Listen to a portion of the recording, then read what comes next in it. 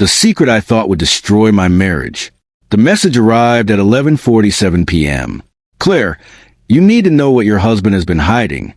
I stared at those words for almost a full minute. My heart started pounding. Who was this? And why did they know my name? I looked across the bedroom.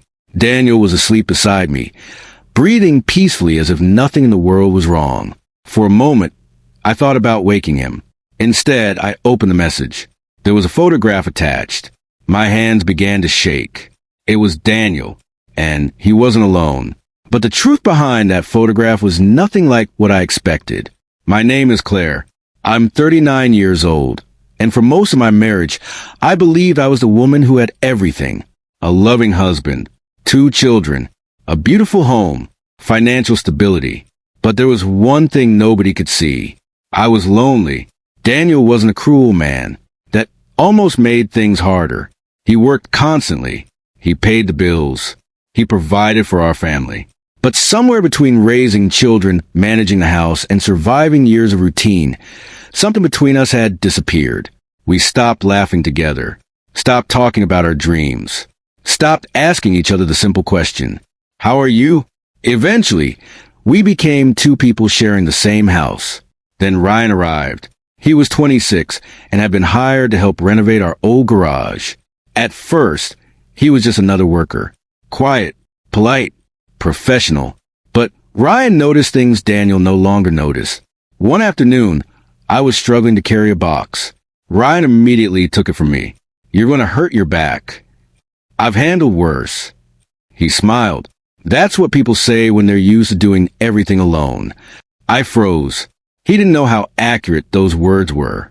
After that, I started noticing him. Not because he was handsome, not because he was young, but because he listened. When I spoke, he actually listened. If I looked exhausted, he noticed. If I laughed, he smiled. And when I was silent, he didn't force me to pretend everything was fine. That frightened me, because I realized I had started looking forward to seeing him. So I tried to create distance. I stayed inside. I avoided the garage. I kept our conversation short. But one rainy afternoon, everything changed. Daniel called and said he wouldn't be home until late. Ryan was finishing the last repairs. As he packed his tools, he suddenly asked, "Are you happy?" I laughed nervously. "Of course." He looked directly at me. "You don't look happy." Those words broke something inside me. I didn't cry. I didn't confess anything.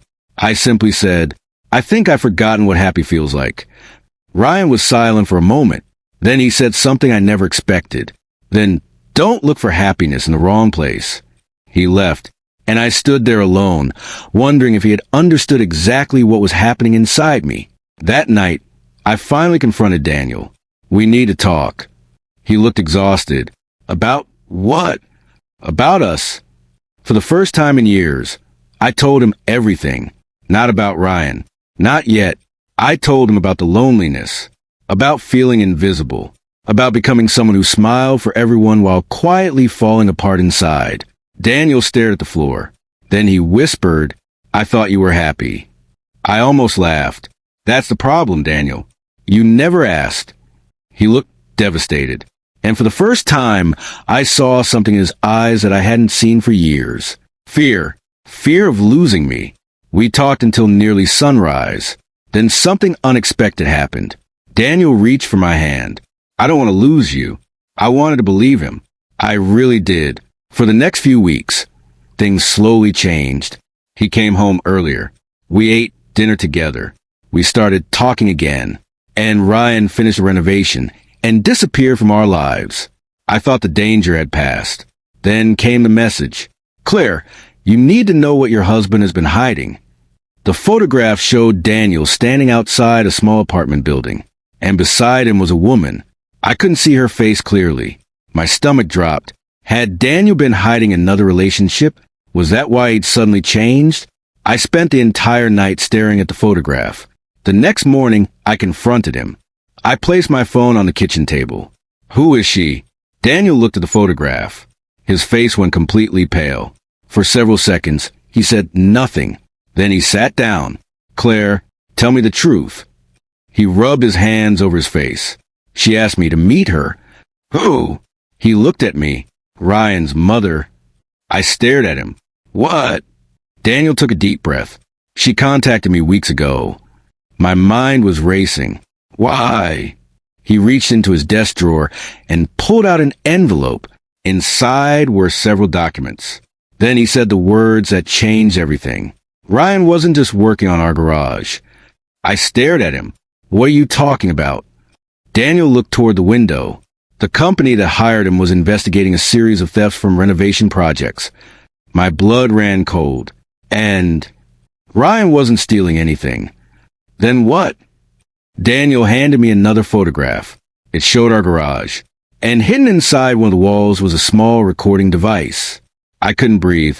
Someone had been watching our house. Ryan had discovered it. He hadn't been flirting with me. He had been trying to figure out who had placed it there. Suddenly, every strange moment made sense. Every question. Every time he'd looked around the house.